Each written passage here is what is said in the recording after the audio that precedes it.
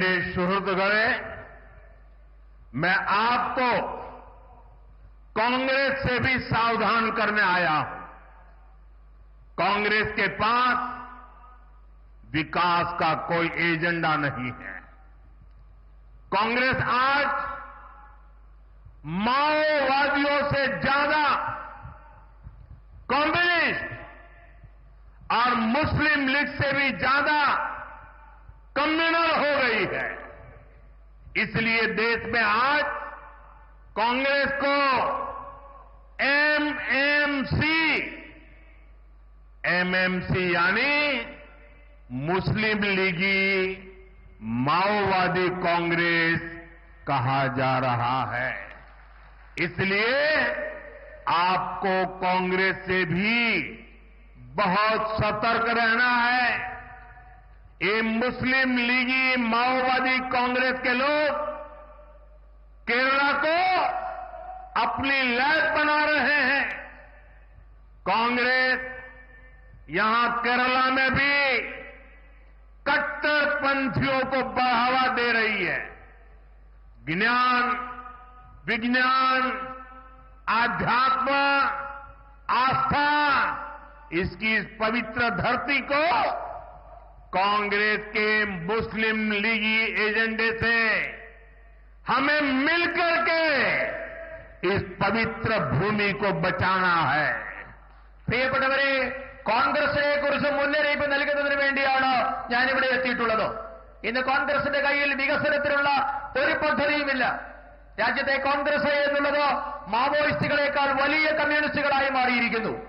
മുസ്ലിം ലീഗിനേക്കാൾ വലിയ വർഗീയവാദികളായി കോൺഗ്രസ് മാറിയിരിക്കുന്നു.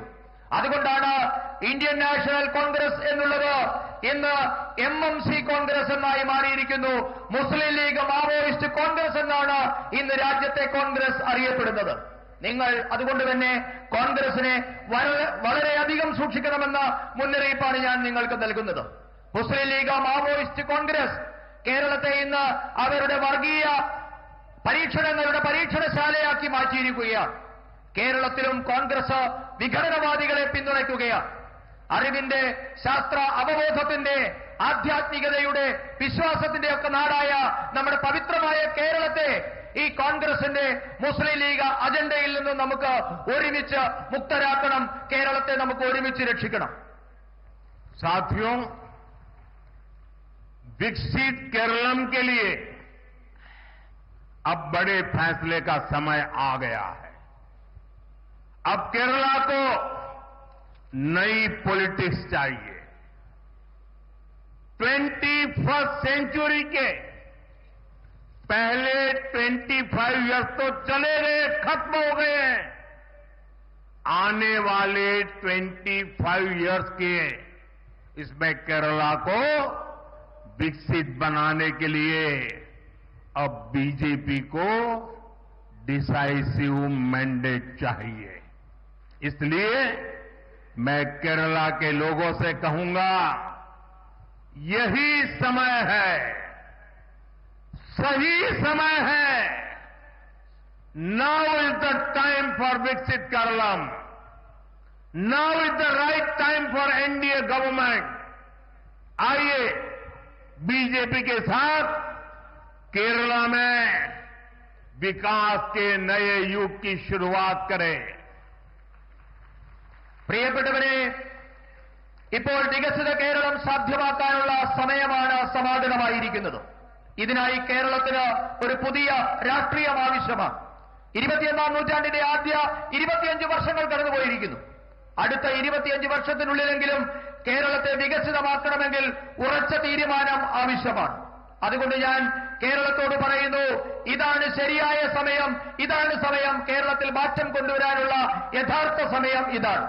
വികസിത കേരളം സൃഷ്ടിക്കാനുള്ള സമയമാണ് ഇപ്പോഴുള്ളത്. എൻഡിഎ സർക്കാരിനുള്ള ശരിയായ സമയമാണിത്. വരൂ, നമുക്ക് ഒരുമിച്ച് ഭാരതീയ ജനതാ പാർട്ടിക്കൊപ്പം അണിചേർന്ന് കേരളത്തിന്റെ വികസനത്തിന് പുതിയൊരു തുടക്കം കുറിക്കാം. मेरे साथ बोलिए, भारत माता की जय। आप रहने दीजिए। भारत माता की, भारत माता की, भारत माता की। आज नेताजी सुभाष बाबू की जन्म जयंती भी है और वंदे मातरम के 150 साल। मेरे साथ बोलिए, वंदे वंदे वंदे वंदे वंदे वंदे वंदे वंदे वंदे। बहुत बहुत धन्यवाद। ഒരുപാട് നന്ദി മോദിജി.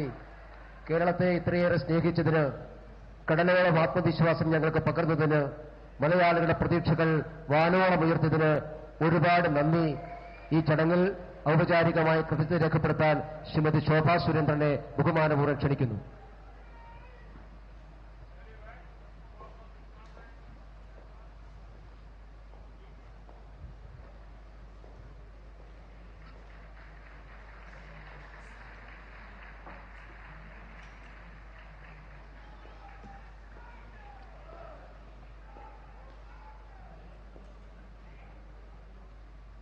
ദിഗന്ധങ്ങൾ മുഴങ്ങട്ടെ, ഭൂമി കോരിത്തരിക്കട്ടെ, ഇനിയുമുറക്കെ ഇനിയുമുറക്കെ വന്ദേ മാതരം,